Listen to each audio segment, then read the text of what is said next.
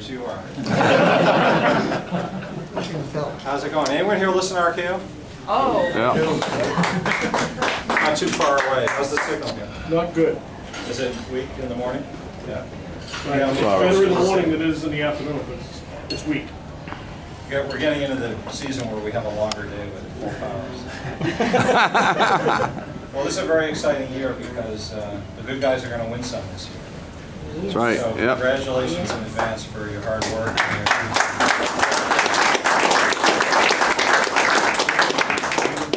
I have the wonderful job of being able to think and read and talk about politics all day, every day. My job is to try to get a handle on it and then to be able to explain it on the air. And that's a really cool thing to be able to do, but it's a hard thing to be able to do. It's hard to really get a handle on what actually goes on, because one of the things I've learned is that our government is spending a lot of its time and a lot of its effort trying to hide from us what's actually going on. We don't have what we should have in a democratically based society. We should have a lot of transparency, we should have a lot of honesty, and we should have politicians who talk to us more directly than they do. But if you, I'm sure you're as frustrated as I am, but maybe not. You know, I see the president out there campaigning for legislation like this Wall Street reform bill they're doing right now. And he does these pitches that have nothing to do with reality. They're cons, they're lies. They're designed to deceive rather than to shine light on a proposal. I don't understand why you can't make a proposal, go out and tell people what it's all about and say, look, this is really good, here's why. You might get criticized for A, B, and C, but I've got good explanations. Why is that too much to expect from elected people? Part of the reason is, I think they would say, you know, we live in a time where people are pretty disengaged. And people listen to short sound clips and they get their impressions from those things, and that's true.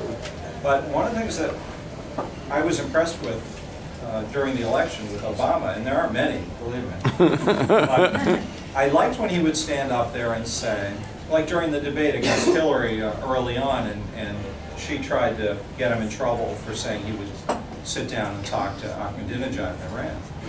And she called him on it. Normally what a politician does in that situation is turn and run and say, well, I didn't really say I was going to sit down with him. Even though you've got tape of him saying 37 times you're going to sit down with him, when confronted, they usually change their story. And he stood there and said, no, you're wrong, Hillary. We should sit down with him. And he stuck to his guns, and I think he got a lot of credit for that during the campaign because he seemed like a stand-up guy. Now he's the liar in chief, and that's disappointing to me. But everything I hear coming out of the guy's mouth is a lie. Everything I hear coming out of Nancy Pelosi's mouth is a lie. And now I've come to think of it not as lying because they don't operate in the world that we operate in. Truth is not something they care about. Harry Reid does this. Harry Reid is the worst. I mean, he says things that are so asinine, if you know what the storylines are, that it's bizarre. But then you realize what they're doing is they're reading scripts. It's like they're actors. It's like getting mad at a Hollywood actor for saying something in a movie. He's just saying what's on the script. That's his job. And I think that's what these guys do, is they get handed the script and they say it. And even if there's not the literal script writing and the literal handing of the script, they know what they're supposed to say. And they all use the same consultants. Sorry, Holly, it's not the consultants who we like consultants who work for the good guys.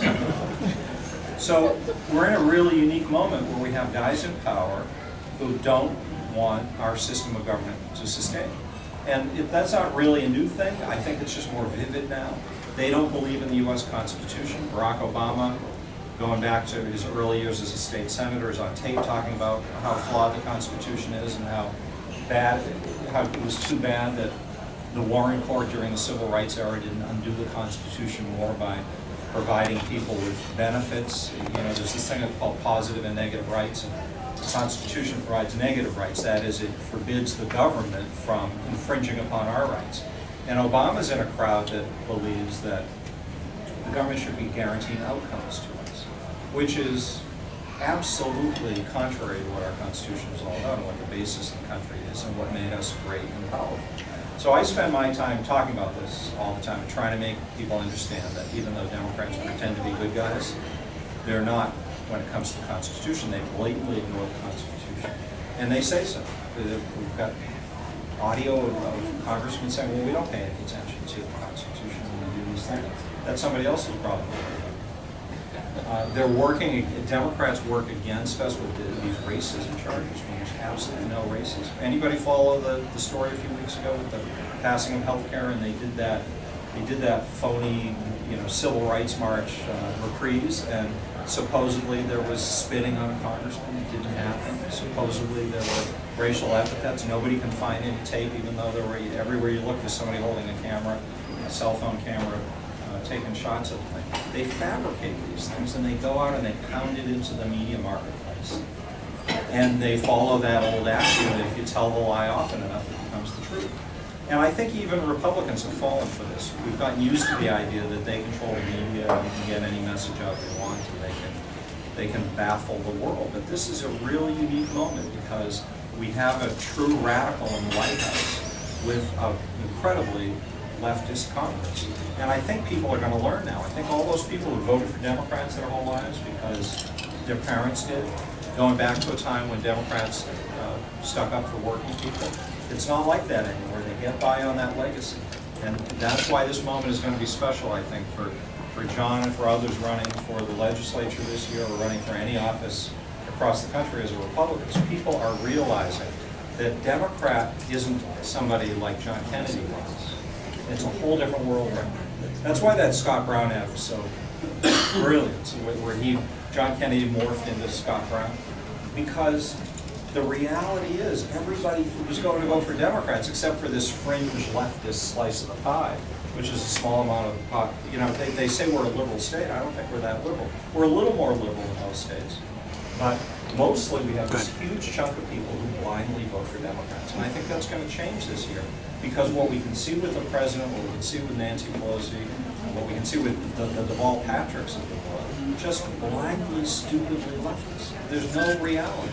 The only people I've ever seen the governor hug, for example, are the people who were working illegally in Fall River when they did that raid last year. Remember that? What did he do? He gets in the car, he drives right down there and hugs the people who got arrested.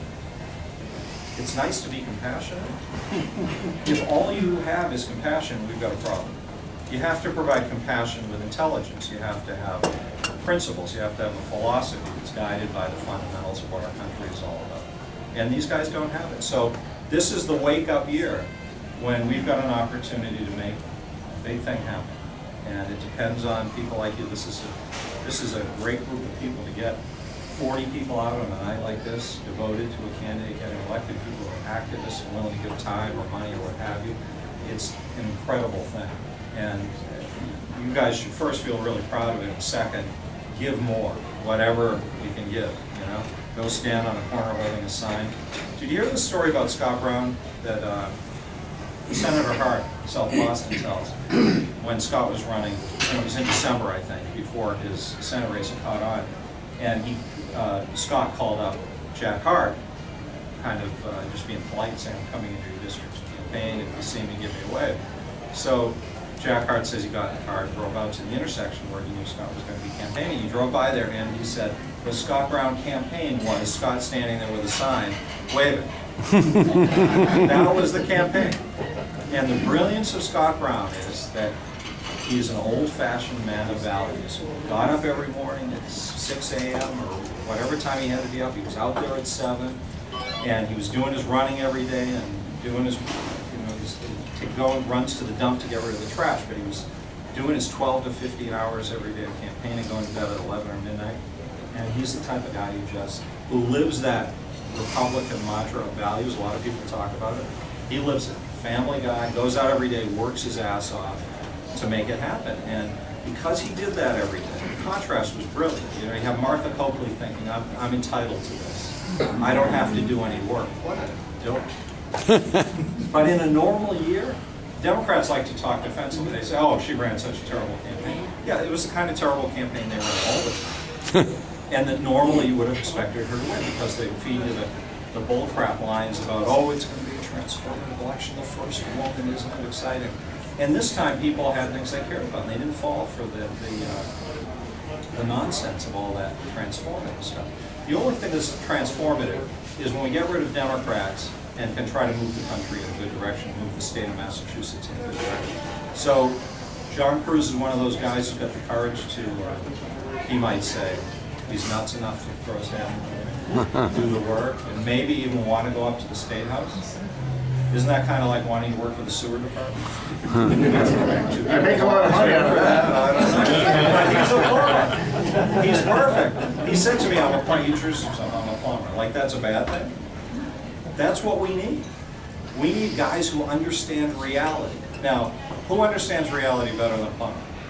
Those pipes better be open, or things aren't going to work well when people flush. That's the problem we have up in Boston. All right, we have a bunch of people there who keep stuffing the paper towels down the toilet. And the state is starting to smell a little too gross. So I think we need a plumber up there. I think you're the guy for the job. Let's give it a